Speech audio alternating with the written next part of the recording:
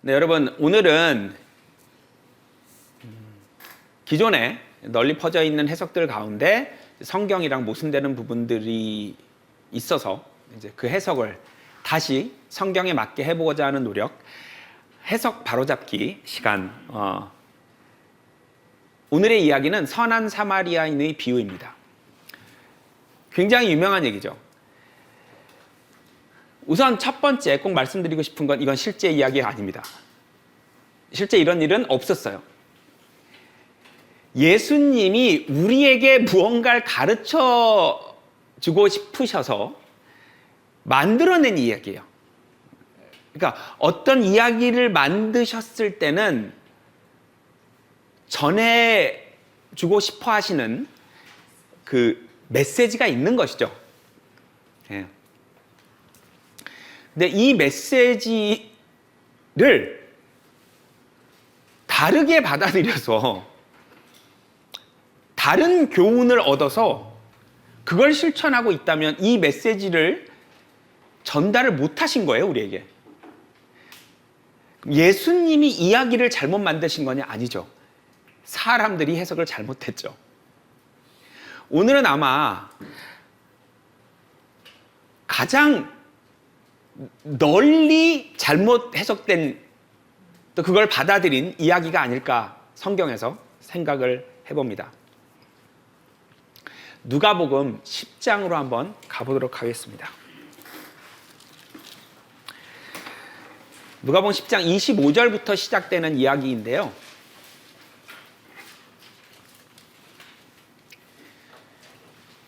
이 누가복음 10장의 흐름을 잠깐 설명을 드린다면, 이제 제자들을 가르치시고 훈련시키셔서 9장에서 12제자를 파송하십니다. 그리고 10장에서 70인을 파송하세요. 그래서 이제 제자들이 돌아온 후입니다. 그게 이제 17절부터 70명이 돌아와서 막 기뻐하면서 와 예수님 이런 상황이고, 그 뒤에 어떤 율법사, 구약 성경 박사입니다. 율법사는 이 당시에 신약 성경은 아직 없죠. 구약 성경, 즉 성경 박사예요. 이 율법사들은.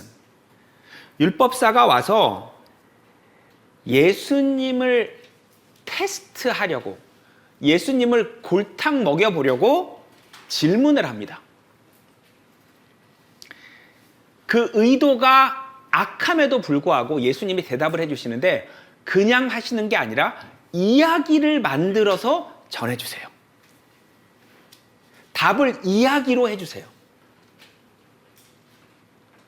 여러분, 이 율법사는 성경 박사인데 구약 박사죠. 구약 성경은 겉으로 보기에는, 즉 이들이 받아들이기에는 인간에게 이거 해, 저거 하지 마, 저거 해, 이거 하지 마 라는 규칙 덩어리로 받아들여져 있는 거예요.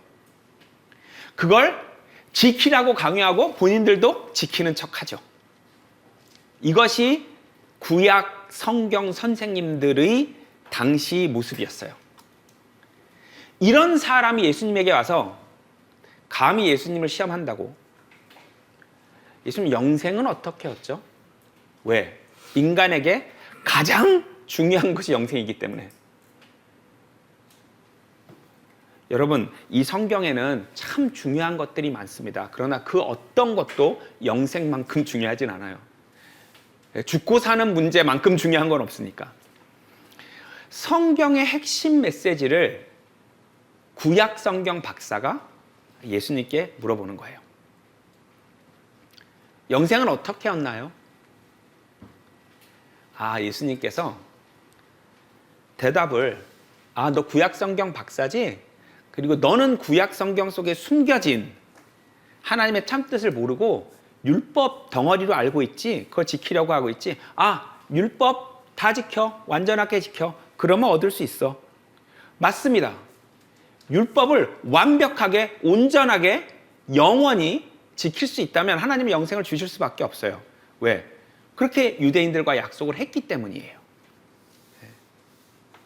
모세에게 율법을 주시면서 유대인과 언약을 맺었죠. 그죠? 우리가 하나님의 모든 율법을 다 지키겠습니다. 약속하셨으니까 유대인들이 다 완벽히 온전히 지킨다면 영생을 주시겠죠. 똑같이 말씀하시는 거예요. 율법 다 지켜. 그럼 우리가 젊은 부자 관원처럼 이 사람도 자기가 다 지키고 있다고 믿는 거예요. 우리 여러분 마태복음 19장에서 봤죠? 젊은 부자 관원. 율법 다 지켜. 그러니까 뭐라 그랬죠? 젊은 부자 관원이? 다 지켰습니다. 이렇게 대답했잖아요. 이 사람도 다 지키고 있다고 믿는 거예요. 그러면서 자기를 자랑하려고 좀 더 자세히 율법에 대해서 물어보는데 그때 다시 물어볼 때 예수님이 이 이야기를 해주십니다. 그리고 끝에 영생을 얻는 방법을 얘기해 주십니다. 자, 이 이야기의 주제는 영생을 얻는 방법입니다. 이것이 성경에서 가장 중요한 일이기 때문입니다. 요한복음 5장 39절에 뭐라 했죠? 너희가 성경 안에서 영생이 있으니까 그걸 잘 찾아내라, 잘 찾아봐라. 그죠? 또 요한복음 20장 끝에 요한은 뭐라 그랬죠? 내가 이 책을 쓰는 이유는 영생을 주려고 이렇게 써놨단 말이에요. 성경에서 영생을 얻는 게 가장 중요한 문제예요. 그래서 성경의 가장 중요한 주제를 다루고 있는 이야기입니다. 율법사, 성경 박사가 물어봅니다. 영생을 얻으려면 무엇을 해야 합니까? 예수님의 대답은 결국 맨 끝에 선한 사마리아인의 비유라고 불리는 이 이야기를 다 해주시면서 너도 그렇게 해라. 이게 대답이에요. 즉 너도 그렇게 하면 영생을 얻을 수 있다. 이런 얘기입니다. 자, 지금부터 내가 어떤 이야기를 해줄 건데 너도 그렇게 해. 그러면 영생을 얻을 수 있어. 이런 얘기입니다.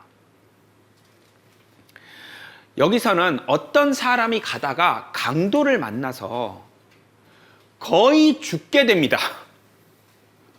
근데 이 구약 성경을 가지고 먹고 사는 사람들이 안 살려주고 그냥 지나쳐 갑니다. 그런데 천대받고 멸시받는 사마리아인, 즉 예루살렘 사람들은 사마리아인은 거의 같은 인간으로 취급을 안 해주거든요. 말도 안 하거든요. 우리 요한복음 4장에서 봤죠. 유대인들은 말도 안 하는데 그렇죠. 이런 천박하게, 즉 사람을 살려줄 자격도 없고 말도 하기 싫다고 여기던 그런 사람이 와서 이 사람을 살려줍니다. 그 사람은 무엇과 무엇을 갖고 있냐면 포도주와 기름을 가지고 있습니다. 포도주는 당연히 예수님이 마지막 만찬 때 이것은 내 피다. 이것은 뭐다? 내 죽음의 약속. 복음이죠. 그래서 포도주는 복음을 뜻하고 기름은 여러분 기름의 실체는 뭐예요? 성령이죠. 성령과 복음, 즉 신약으로 사람을 살립니다. 그리고 이 사람이 살아나서 이 사마리아인이 심지어 어떤 집에다가 데려다 줍니다. 그 집에 맡겨놓습니다. 이렇게 해서 이 사람은 자기를 살려준 사람을 사랑하게 됩니다. 왜? 죽어가는데 전혀 나를 살려주고 싶어 하지 않는 성경 박사들은 지나가고 자기가 우습게 여기던 사람이 자기를 살려줬기 때문에 이 사람을 사랑하게 됩니다. 근데 이 이야기를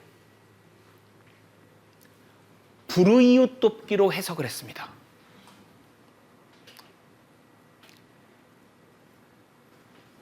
너무나 많은 크리스천들이, 너무나 많은 목사님들이, 너무나 많은 신학자들이 불의웃 돕기로 해석을 했어요. 그러면 이 이야기가 어떻게 되냐면요. 영생을 얻고 싶습니까? 불의웃을 도우면 영생을 얻을 수 있습니다. 이렇게 되는 거예요. 왜? 애초에 질문이 영생을 얻으려면 무엇을 해야 합니까? 라는 질문에 대한 대답이기 때문에 힘든 사람을 외면하지 말고 도와주라. 그리하면 영생을 얻을 것이다. 이렇게 되는 거예요. 여러분, 영생을, 어려운 사람을 도와서 영생을 얻게 됩니까? 그러면 이건 기독교가 아니잖아요. 다른 종교와 다를 바가 없어요. 이 지도 한번 봐주세요. 여기서 이 초록색하고 파란색, 이 두 가지 색깔을 보면 반 이상이죠, 지구에. 지구의 반 이상의 나라에서 이 조금 전에 본 선한 사마리아인의 비유를 가지고 법을 만들었어요.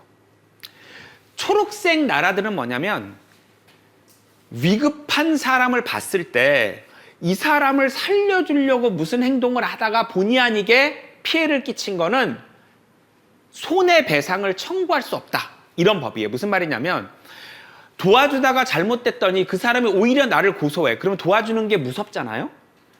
그렇기 때문에 안 도와줄 확률이 있다는 거예요. 그래서 자신 있게 도와주라고, 도와주다가 본의 아니게 피해를 끼친 거는 책임을 물을 수 없다라는 법이에요. 또 파란 나라들은 뭐냐면 지나가다가 위험에 처한 사람을 봤는데 모른 채 하면 안 된다라는 법이에요. 두 개가 좀 다르긴 한데 결국은 뭐예요? 우리가 어려운 사람을 돕는 것에 관한 이야기예요. 이 이야기는 우리가 어려운 사람을 돕는 것과 아무런 상관이 없습니다.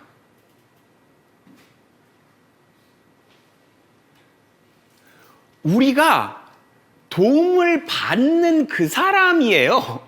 예수님이 우리에게 이 이야기를 설명해 주실 때는 우리가 도움을 받는 사람의 감정이입을 하라고, 도움을 받는 사람에게 자기를 이입하라고 이 이야기를 해주셨는데 도움을 주는 사람에게 이입을 한 거예요. 그래서 어려운 사람을 돕는 것, 위험에 처한 사람을 돕는 것과 관계된 법률이 제정돼서 지구의 반 이상에 현재 적용이 되고 있어요. 이렇게 오해가 심각하게 널리 퍼져 있는 것이에요. 이 이야기에 대해서. 어려운 사람을 돕는 자선단체도 있어요. 이 이름에 선한 사마리아인은.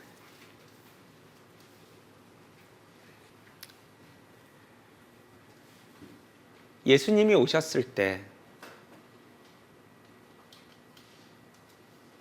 예수님의 가장 큰 고민은 하나님께 무언가를 바치려는 걸 제발 그만하고 하나님께서 너에게 주시는 걸 받아라. 이 사고방식의 전환이 예수님의 가장 큰 고민이었어요. 너희가 뭘 해서 영생을 얻는 게 아니라 하나님이 너희를 불쌍하게 여기셔서 자비를 베푸시려고 하는데 그걸 받을 준비가 됐느냐. 이 받을 준비가 되는 걸 회개라고 해요. 네가 이렇게 죽어가고 있는 사람인데 너 혹시 그거 아니? 이걸 안다면 제사를 그만 드리고 자비를 받아라. 이게 예수님이 계속 강조하셨던 얘기거든요. 마태복음 12장으로 가보겠습니다.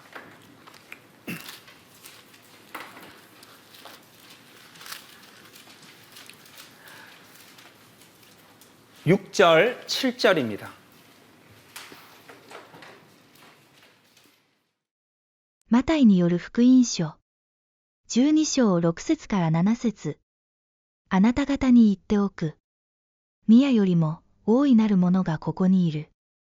私が好むのは憐れみであって生贄ではないとはどういう意味か知っていたなら、あなた方は罪のないものを咎めなかったであろう。 자, 5절. 저 건물 성전 그만 내가 성전이야. 요한복음 2장에서 예수님께서 뭐라 그랬죠? 성전을 헐라. 내가 3일 만에 일으키리라. 예수님께서는 자기 몸을 성전이라고 하신 것이었다. 자, 건물 성전이 있었고 예수님이 성전이셨어요. 그 두 개를 비교하시는 거예요. 저 건물 성전은 이제 너희를 살려줄 수 없어. 내가 성전이야. 저기서 드리는 제사는 너희를 살려줄 수 없어. 내가 주는 자비를 받아. 그만 드리고 받아. 너희가 해서 영생을 얻는 게 아니라 너희가 받아서 영생을 얻는 거야. 너희를 살리는 일은 너희가 하는 게 아니라 하나님이 나를 보내셔서 내가 하는 거야. 이게 예수님이 3년 동안 하시고 싶은 말씀이셨어요. 그러면 이 이야기도 뭐예요? 여기 그 건물 성전에서 그 제사 드리는 사람들이 있고 여기 성령과 복음을 들고 있는 사람이 있어요. 이 둘 비교하는 거예요. 또 이야기예요. 건물 성전과 예수님을 비교하는 일, 제사와 자비를 비교하는 일, 드리는 거와 받는 걸 비교하는 일, 인간이 하는 것과 하나님이 하시는 걸 비교하는 일. 그냥 이 이야기예요. 또 그 이야기예요. 그 이야기를 예수님께서 이렇게 하셨다, 저렇게 하셨다, 이렇게 하도 안 되니까 이제 이야기까지 만드신 거예요. 너희가 하는 게 아니라 너희가 받는 거야. 그 다음에 자연스럽게 되는 거고 그걸 계속해서 영생을 지키는 거야. 이제 이런 얘기입니다. 자, 이제 읽어보도록 하겠습니다. 자, 누가복음 10장인데요. 25절부터 37절입니다.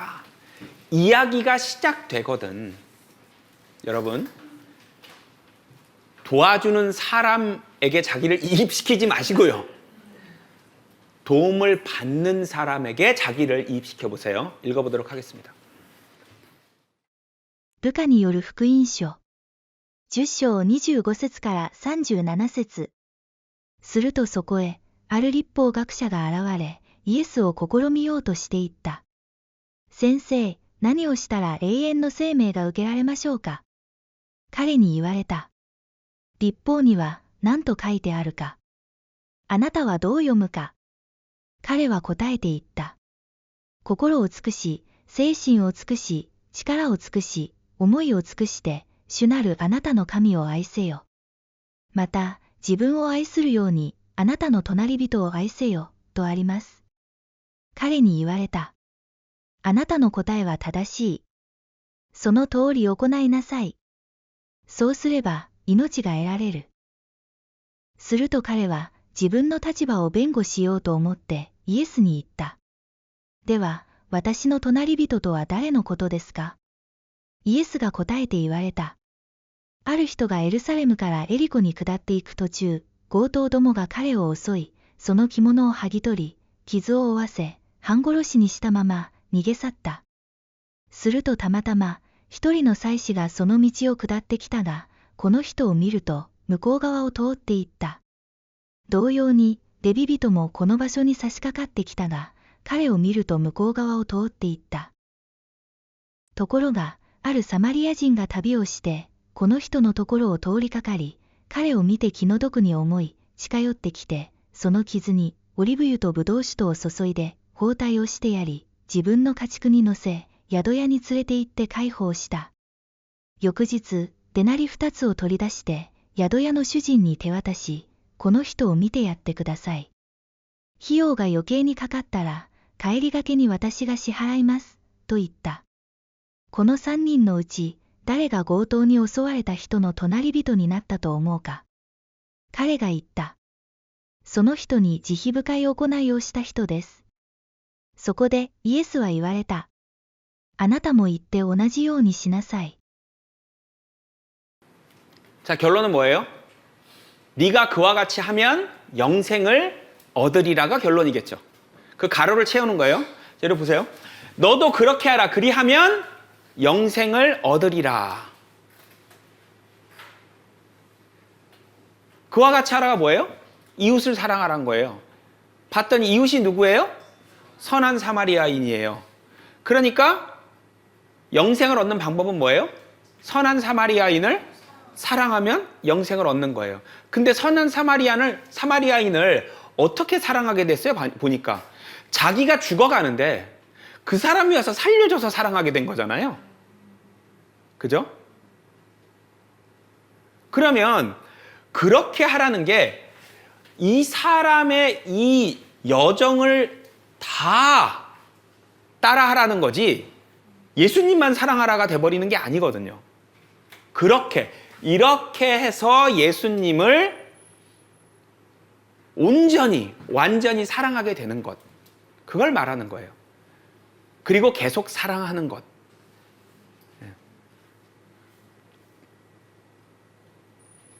자, 피해자 얘기예요?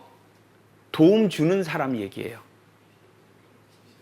이 이야기의 주인공은 도움 받는 사람이에요? 도움 주는 사람이에요?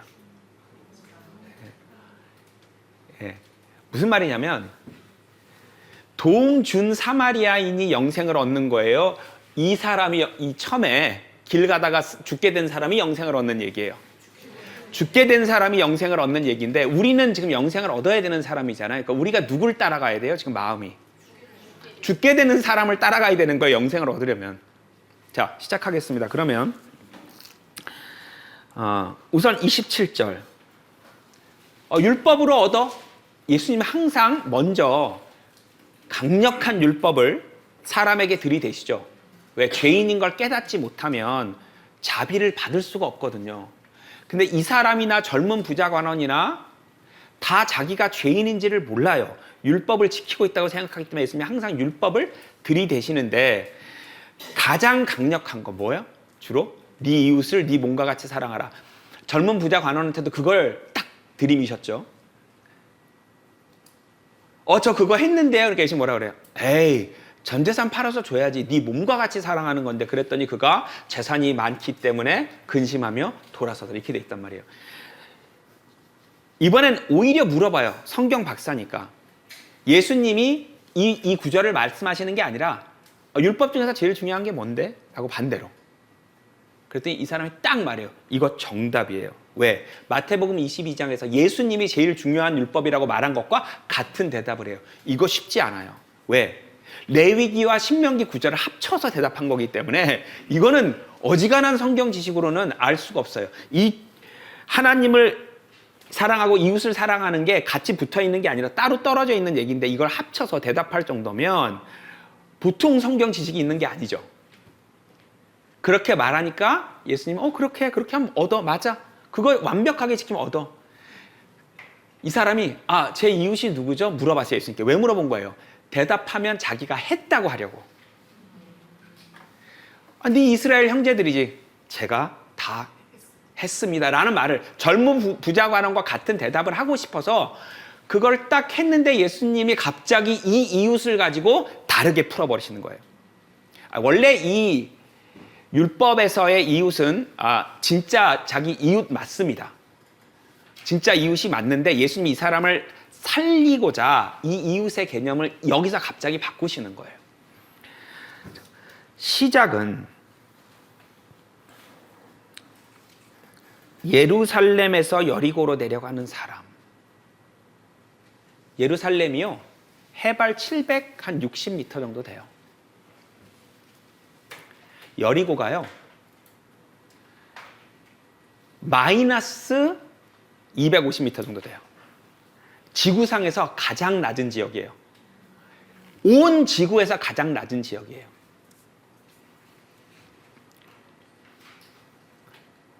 (760) 마이너스 250 1km 정도.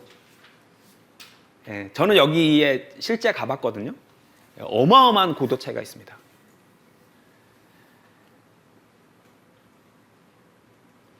제가 처음에 복음을 들은 게 2010년이고 그렇게 믿고 싶어서 막 믿으려고 해도 도저히 너무 비현실적이어서 뭐 예수님이 2000년 전에 내 죄를 짊어지고 가셔서 내가 죄가 없었다는 얘기가 도대체 그걸 어떻게 믿어요? 너무 비현실적이니까 믿고 싶어도 못 믿겠는 거예요. 그러다가 7년쯤 지나서 갑자기 성경 읽다가 믿어졌거든요. 그 사실이.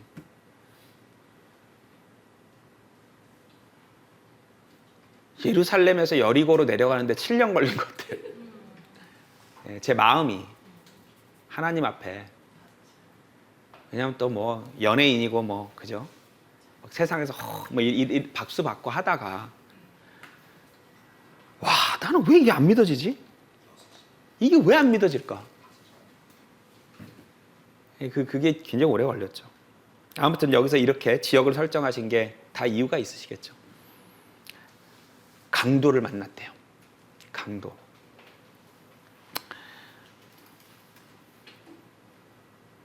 저도 복음이 안 믿어지지만 성경이 사실 같긴 한데 사실이라고 완전히 또 믿어지진 않지만 하나 깨달은 건 제가 죄인이라는 거였어요. 야, 이게 와, 사람 안에 있는 그 나의 더럽고 추악한 면을 다 끄집어내는 책이구나. 이게 와, 정말 내가 얼마나 위선적이고 못되는지 막 견딜 수가 없는 건 맞았어요. 근데 그걸 어떻게 알았냐? 율법을 보고 알았어요. 하나님이 정의하시는 죄라는 게 이게 피해갈 곳이 없구나. 사람을 죽이는 이 강도는 율법입니다. 여기 표시를 해놓고 로마서 7장으로 갈게요.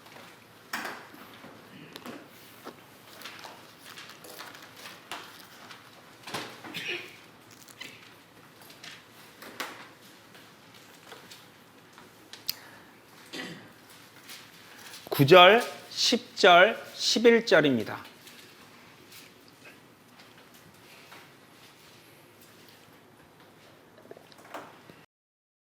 ローマ人への手紙7章9節から11節。私はかつては律法なしに生きていたが、戒めが来るに及んで罪は生き返り、私は死んだ。そして命に導くべき戒めそのものがかえって私を死に導いていくことが分かった。なぜなら罪は戒めによって機会を捉え、私を欺き、戒めによって私を殺したからである。 죄는 그 뒤에 보면 17절에 어디에 산대요? 죄란 놈은? 내 속에 사는 놈이에요. 죄라는 건 육신에 살거든요. 그럼 외부에서 와서 나를 죽이는, 외부에서 누가 와서 내 안에 있는 죄를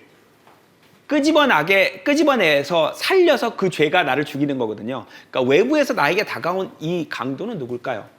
계명입니다. 계명. 율법. 죄는 내 안에 있고 나랑 같이 살고 있었어요. 근데 죄가 나를 못 죽였어요. 왜? 내가 죄인인지 몰랐거든. 근데 강도가 온 거예요. 율법이 딱 왔더니 내 안에 죄가 아싸 하고 살아나면서 날 죽여버렸어요.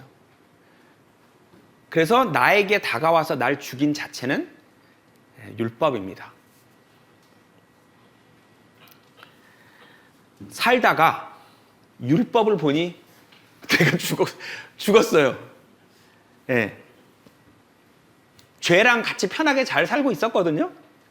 율법을 딱 만났는데 죽어버렸어요. 저도. 야, 이거 나 지옥 가네. 이거 어떡하지? 예. 이렇게 돼버렸어요. 그래서 이걸 뭐라고 하냐?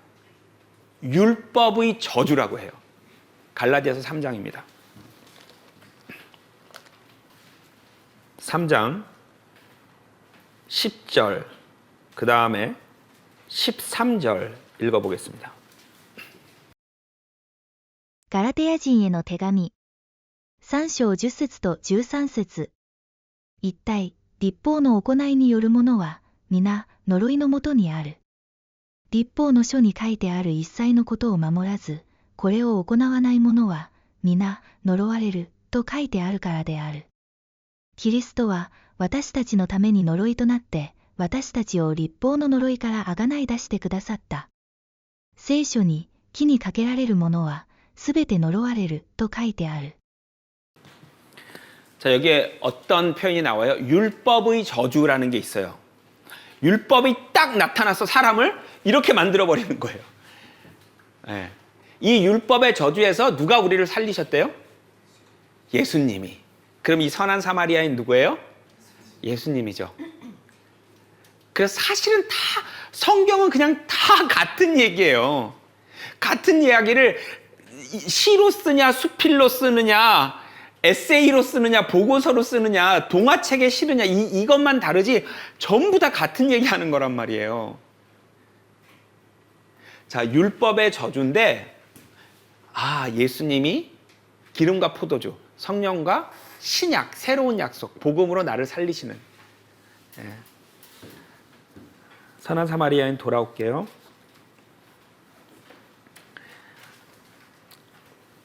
30절. 거의 죽었어요. 거의. 이 강도가 율법이라는 것은 알았는데 이 강도가 이 사람을 반쯤 죽였다고 돼 있어요. 그러니까 율법을 만나서 우리가 죄인인 걸 깨닫는 순간 몸이 죽진 않거든요. 내 영혼이 죽었다는 걸 알게 되는 거죠. 그러니까 인간은 영혼, 육 이렇게 되어 있는데 내 영혼이 죽었다. 즉 하나님과 단절돼 있는 부분이 내 육이 아니라 내 영이죠. 내 육이 단절돼 있다면 지금 바로 그냥 생명을 잃어버리거든요. 이 육신의 생명을. 근데 다행히 아직까지 하나님이 사도행전 17장에서 생명과 호흡을 주신다는 얘기처럼 이 심장을 뛰게 해주시고 또 호흡, 밤에 잘 때 숨을 쉬게 해주셔서 육은 살아있는데 율법을 보니까 아, 내가 하나님 앞에 영이 단절되어 있구나. 우리 성경적 의미 시리즈의 삶과 죽음 꼭 보세요. 아무튼 영이 단절되어 있구나. 그게 반쯤 죽어 있구나. 근데 이 육마저도 천천히 죽어가는 거죠. 예, 그 상태를 말하는 겁니다. 예, 저도 율법을 보고 거의 죽었거든요. 왜 완전히 죽지 않았냐면 아직 기회가 있어서. 야, 근데 이 복음을 내가 나중에 믿으면 이게 살 수 있구나. 예수님이 날 위해 하신 일을 내가 믿으면 살 수 있구나. 아, 왜 이렇게 못 믿겠지? 왜 이렇게 안 믿어야지? 아, 하지만 믿으면 살 수 있구나. 죽지 않은 건 알았어요, 내가. 완전히 죽은 건 아니에요. 그때 제사장과 레위인이 지나가요. 무슨 말이에요? 살려줄 마음이 없어요. 여러분, 성경을 잘못 가르치는 사람들은 왜 잘못 가르치냐면요. 여러분을 살려줄 마음이 없어요. 그래서 온전하게 복음을 똑바로 전하지 않고 인간이 영생을 얻도록 하는 일을 별로 신경을 안 써요. 왜? 살려주고자 하는 마음이 없어요. 마태복음 23장입니다.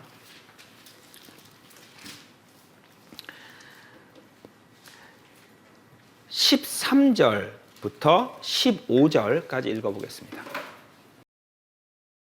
マタイによる福音書23章13節から15節。偽善な律法学者、パリサイ人たちよ。あなた方は災いである。あなた方は天国を閉ざして人々を入らせない。自分も入らないし、入ろうとする人を入らせもしない。偽善な律法学者、パリサイ人たちよ。あなた方は災いである。あなた方はやもめたちの家を食い倒し、見栄のために長い祈りをする。だから、もっと厳しい裁きを受けるに違いない。偽善な律法学者、パリサイ人たちよ。あなた方は災いである。あなた方は一人の回収者を作るために海と陸とを巡り歩く。そして作ったなら彼を自分より倍もひどい地獄の子にする。 아니, 이게 뭐 하는 것이지? 성경을 이용해서 사람을 지옥 보낸대요. 너희 성경 선생님들아, 너희는 성경을 가르쳐서 산을 넘고 바다를 건너서 신도를 얻은 다음에 성경을 열심히 가르쳐서 지옥 보내요. 이게 사탄의 일꾼들 중에 에이스예요. 술과 도박과 마약으로 지옥에 보내는 건 사탄 일꾼들 중에 제일 하수들.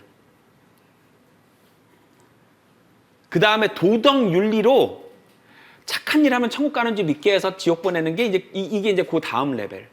가장 사탄 인꿀 중에 최고 에이스들은요, 성경 가르쳐서 지옥 보내요.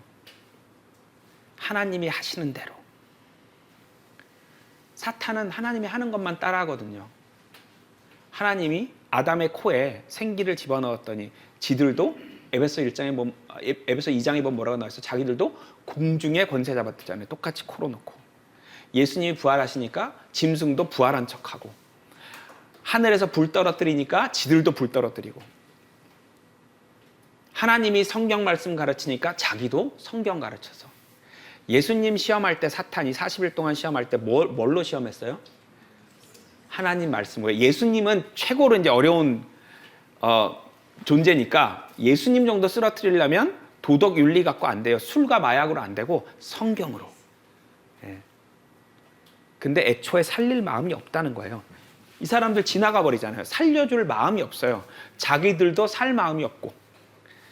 근데 이런 분들이 겉으로 볼 때 너무 선량하실 수 있다는 게 문제예요. 예수님 뭐라 그랬어요? 산상수훈에서. 양 같대요, 겉으로는. 인간이 볼 때는 양 같대요. 고린도서 11장에 뭐라 그랬어요? 빛의 천사들로 보인대죠. 빛의 일꾼.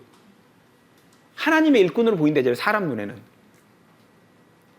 속으로는 사실은 자기도 살 마음이 없고 남을 살려줄 마음도 없고 딱 눈이 먼 상태에서 착하게 살면서 성경 가르치면서 같이 지옥에 끌고 간다는 거예요.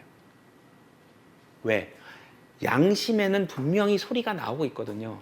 너 이래가지고 천국 갈 수 있어 하는데 계속 안 들어요. 그냥 착하게 살아요. 제가 처음에 성경을 공부할 때 성경을 복음을 잘못 전하시는 목사님들 중에 너무 훌륭하신 분들이 있더라고요. 야, 이건 뭘까? 제가 감히 그분이 잘못 전한다고 말도 못 꺼낼 정도로 훌륭한 삶을 사시는 분들 있어요. 그거와 양심에서 너 영생 얻어야 돼. 너 사람들 영생 줘야 돼 라는 소리를 거부하는 건 다른 얘기예요. 살려줄 마음이 없더라. 요한복음 8장 가보겠습니다.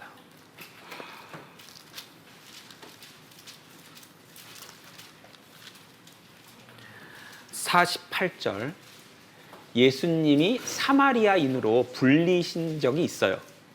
읽어보겠습니다. ヨハネによる福音書8章48節ユダヤ人たちはイエスに答えて言った。あなたはサマリア人で悪霊に取りつかれていると私たちが言うのは当然ではないか。 예수님에게 사마리아인이라고 했었죠. 그죠? 아주 굉장히 경멸하는 표현이죠. 그 당시에는. 그 사마리아인이 기름과 포도주, 성령과 복음, 즉 성령과 신약, 새로운 약속으로 사람을 살리는 겁니다. 자, 누가복음 돌아와서 주막으로 갑니다. 그리고 주막 주인에게 2데나리온을 줍니다. 성경에서 보통 숫자 2는 유한한 거에 잘 쓰이고요. 숫자 3은 무한한 거, 영원한 거에 잘 쓰입니다. 그래서 이 주막은 이런 사람 모여 있는데 어디예요? 교회예요, 교회. 나그네들이 모여 사는 곳. 성경에서 우리를 나그네로 표현해요. 항상. 왜냐면 이 땅에 살 사람들이 아니어서 나그네들이 모여 사는 데가 호텔이죠. 그래서 이 호텔에 가면 이 호텔을 관리하는 사람들이 있죠. 성도들이죠. 이 성도들에게 뭘 주세요? 유한한 이 땅의 재물을 주시는 거예요. 우리가 누가복음 16장에서도 불의의 재물로 친구를 사귀라 해서 이 땅에 필요한 것들을 어느 정도 주세요. 우리가 이 땅에서 우리 성도들을 돌보고 성도들을 계속 집으로 불러들일 수 있도록 어느 정도 이 땅에서 우리가 일하는 데 필요한 그런 것들을 제공해 주십니다. 이걸 가지고 우리가 헌신을 하면 나중에 진짜 상은 예수님 오셔서 받는 거죠. 네. 너도 이와 같이 해라. 즉 너도 이 사마리아인을 사랑해라. 그러면 영생을 얻는다. 그 말은 사랑하라가 중요한 게 아니라 먼저 네가 강도를 만나서 죽고 그 다음에 기름과 포도주, 성령과 복음으로 살고 그래서 사랑해라. 그러면 영생을 얻는다. 왜? 바울 서신에는 거듭난 사람이 지옥 갈 수 있어요, 없어요? 바울이 말한 열쇠통에 보면 그런 얘기가 없죠. 근데 바울 편지 바깥에는 거듭난 사람이 얻은 영생을 잃어버릴 수 있는 것처럼 돼 있어요? 안 돼 있는 것처럼 돼 있어요? 있는 것처럼 돼 있는 구절들이 꽤 있죠. 가장 대표적으로 히브리서 10장 26절, 27절. 우리가 이렇게 시작합니다. 우리가 진리의 말씀을 받은 후에 고의적으로 죄를 지면 용서받을 수가 없고 바로 그 영원히 타는 불이 기다리고 있다. 이렇게 쓰여 있거든요. 이런 것들이 계속 있죠. 그죠? 이거는 저희 밀크 시리즈 특히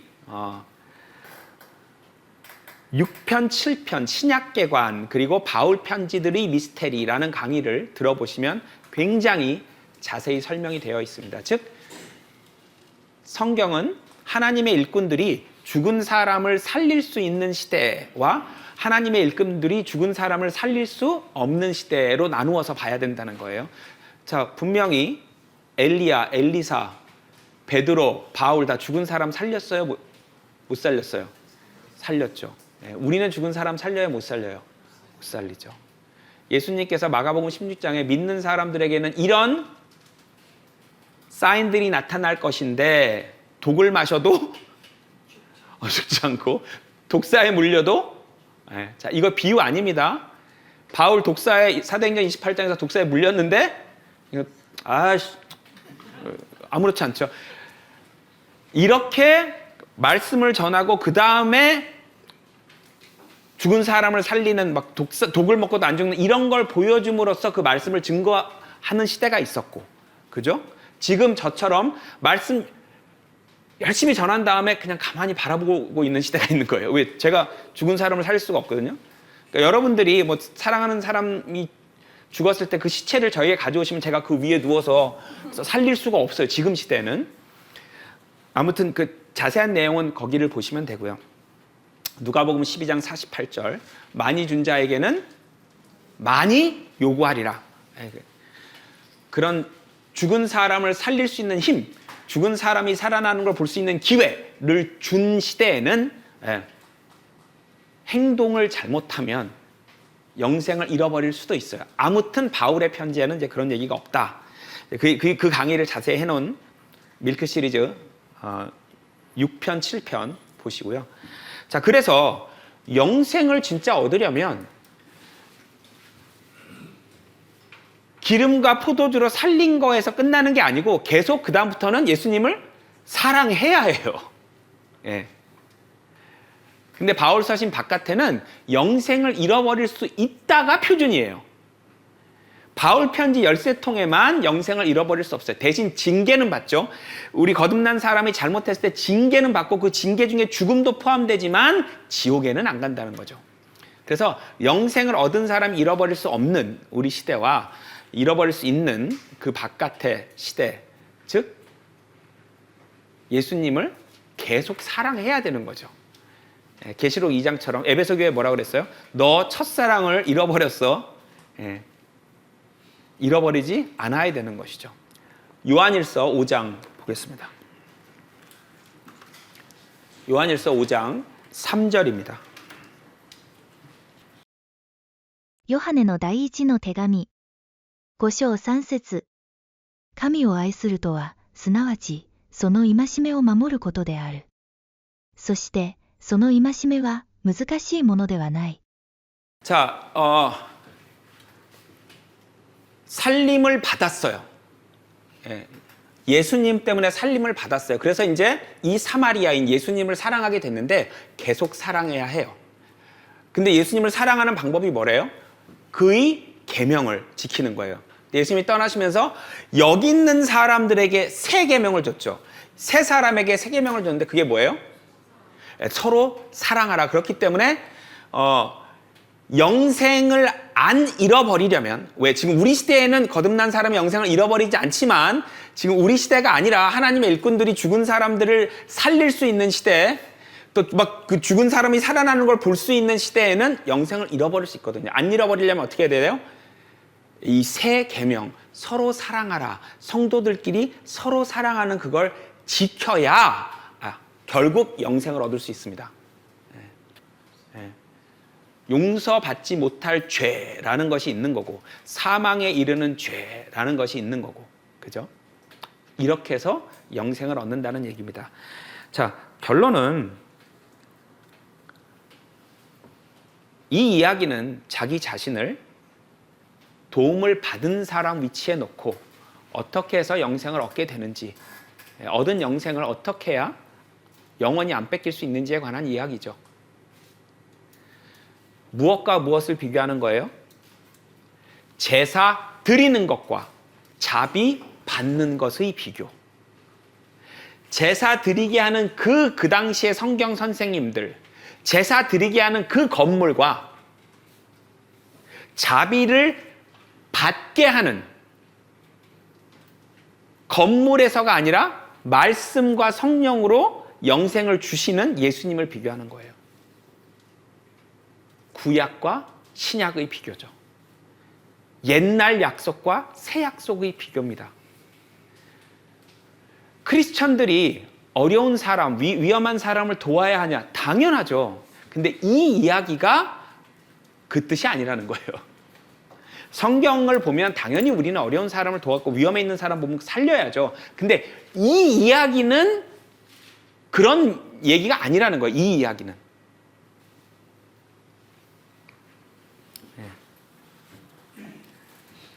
그래서 오늘은 선한 사마리아인의 비유, 올바른 해석을 한번 다시 찾아보았습니다.